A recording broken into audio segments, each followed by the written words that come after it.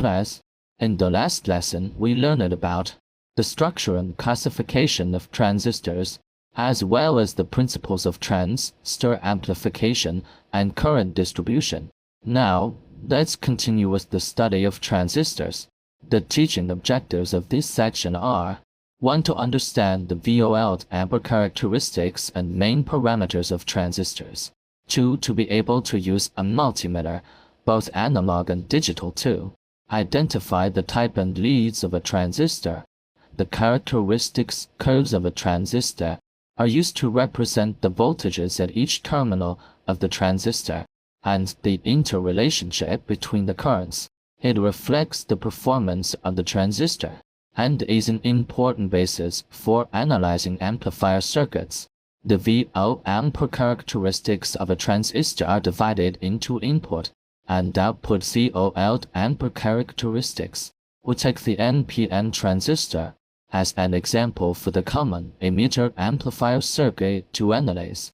The figure shows the characteristic curve test circuit for the common emitter configuration.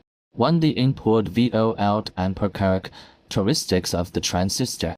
The input characteristics refer to when the collector and the emitter voltage ECE remains constant. Changing the voltage between the base and the emitter UBE, the base current IB will change. This relationship is represented by a curve, which is called the input volt-ampere characteristics of the transistor. IB equals FUBE UCE minus constant. As shown in the NPN transistor's input characteristic curve, the analysis is as follows. When your C is 0, it is equivalent to the collector and emitter being short-circuited. At this point, the transistor is equivalent to the emitter junction and collector junction to PN junctions forward biased in parallel.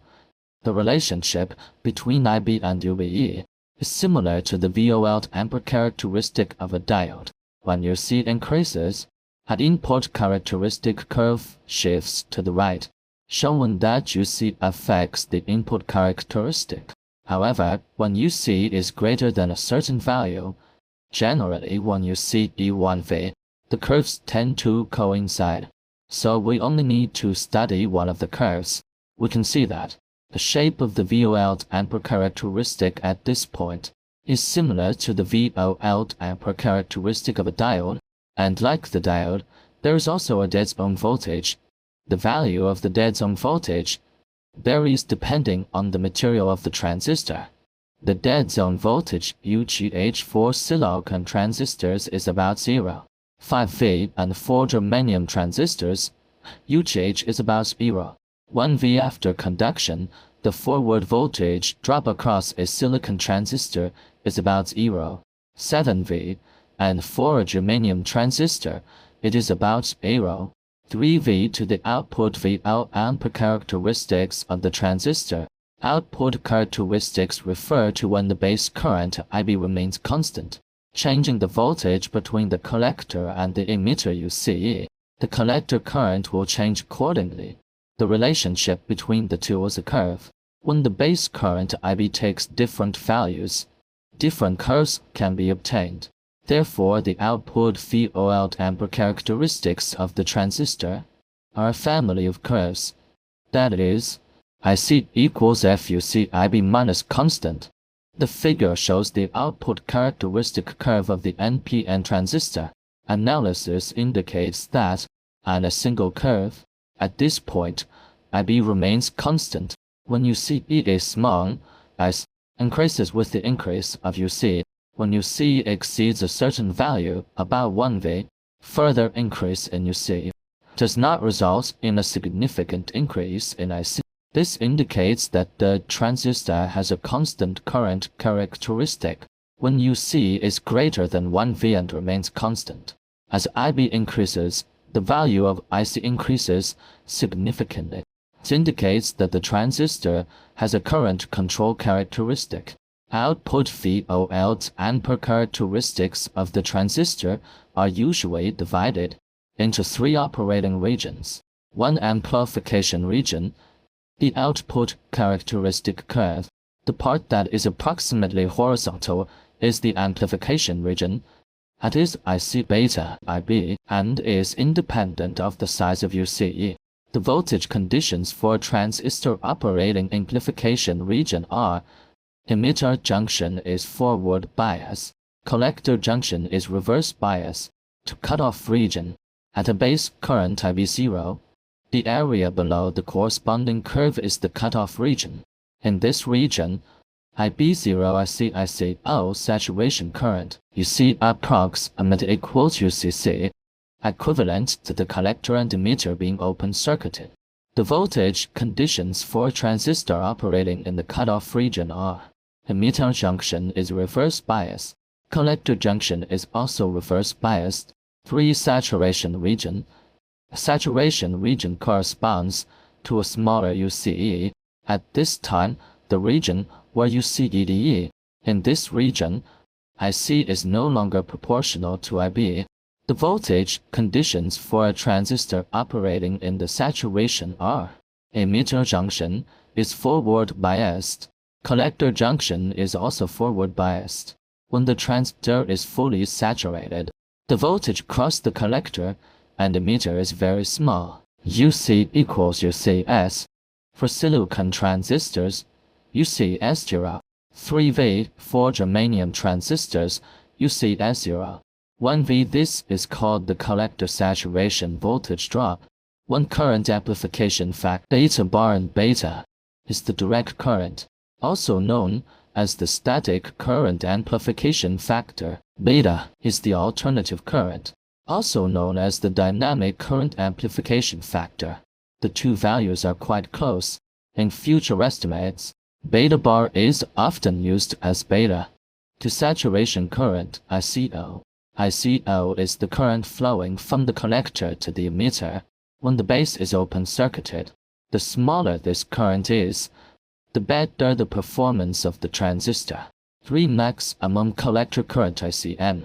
When IC exceeds a certain value, the value of the transistor will decrease.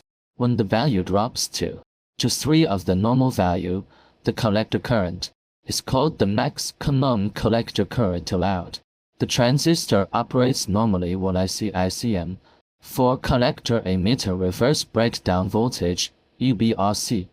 When the base is open-circuited, the maximum allowable voltage applied between the collector and the emitter is called the collector emitter reverse breakdown voltage.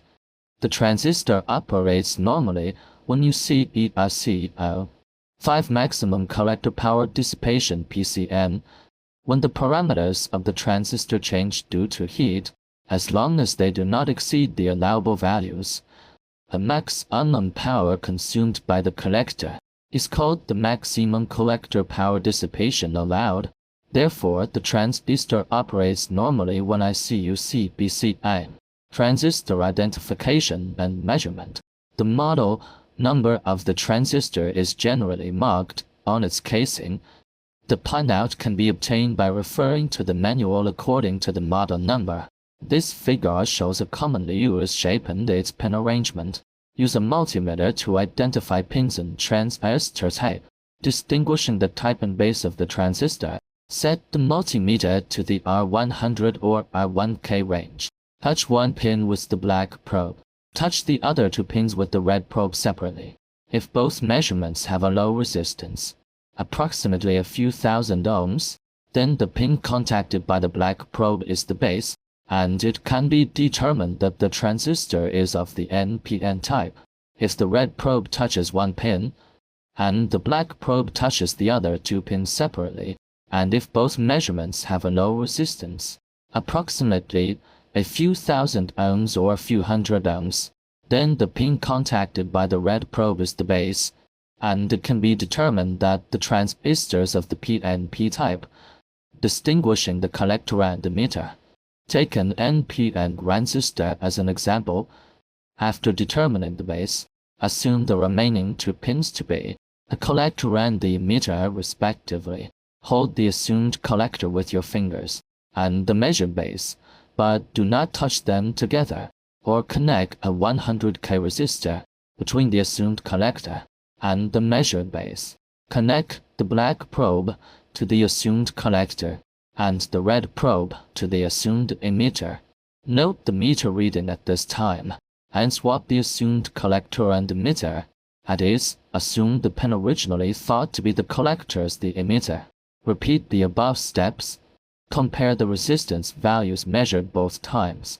A assumption is correct when the smaller resistance is measured. If determining a PNP transistor, the same method can still be used, but the polarity of the probes must be reversed. It is particularly pointed out that, when measuring a transistor with a multimeter, a 100 or a 1K resistance range should be used. If the R10K range is used, the higher voltage battery inside the multimeter may punch through the PN junction. If the R1 range is used, the equivalent resistance of the multimeter is low, causing too much current to flow through the PN junction, which may burn out the transistor.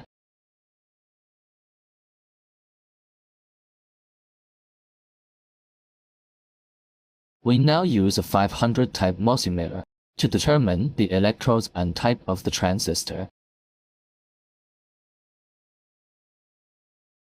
First, set the left switch of the multimeter to the position and the right switch to the R1K range. First, short-circuit the two probes for zero adjustment. Here are two transistors, I and B, each marked with pins 1, 2, and 3. Now let's determine the base N type of transistor A.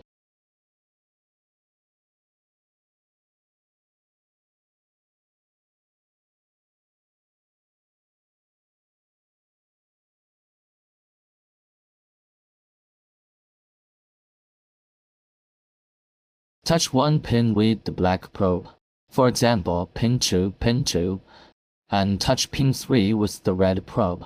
Measure a resistance about 5 kilo ohms. Then touch pin 1 with the red probe. Measure a resistance of about 5 kilo ohms. Switch the probes. Touch pin 2 with the red probe, and touch pins 3 and 1 with the black probe. Measure infinite resistance. It can be determined that pin 2 is the base, and it can be known that this transistor is an NPN silicon transistor.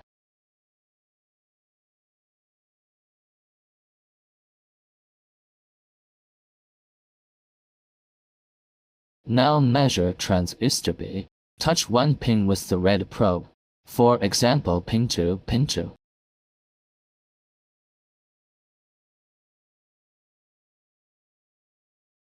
And touch pins 3 and 1 with the black probe.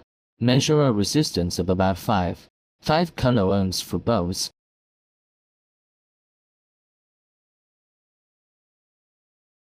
Switch the probes.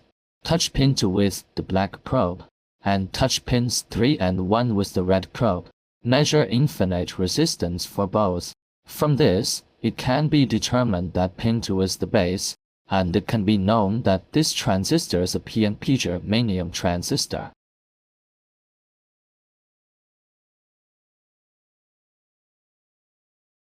Distinguishing the collector and emitter.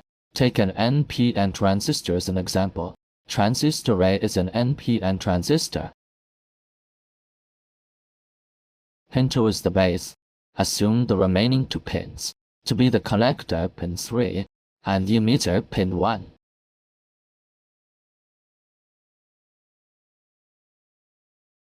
Between the assumed collector and the measured base, insert a 100K resistor.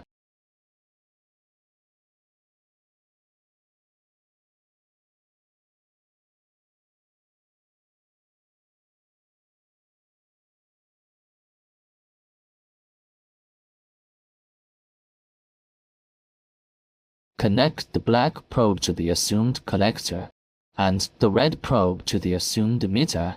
Note the meter reading at this time is about 5 kilo ohms, and swap the assumed collector and emitter, that is, assume the pin originally thought to be the collector as the emitter. Now assume pin 3 to be the emitter, and pin 1 to be the collector.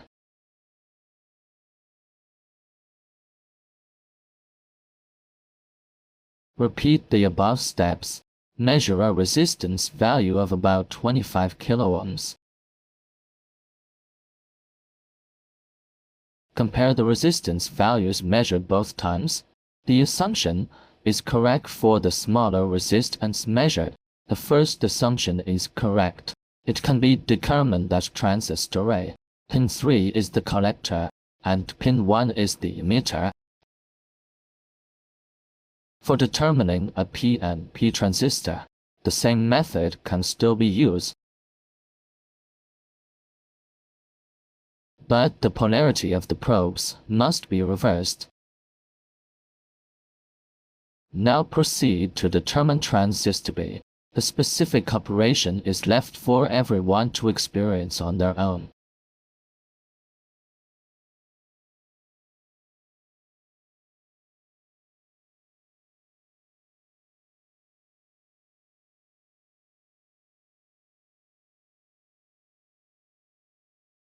Classmates, the inspection of components is a foundation for the successful completion of electronic experiments. Every electronic laboratory project is completed and cannot be separated from electronic components, and the functions of the components must be normal. We should pay attention to the inspection of basic equipment. We must be serious and earnest in our basic work. Only a good foundation can ensure the smooth progress of subsequent work. The content of this lesson ends here. Goodbye, classmates.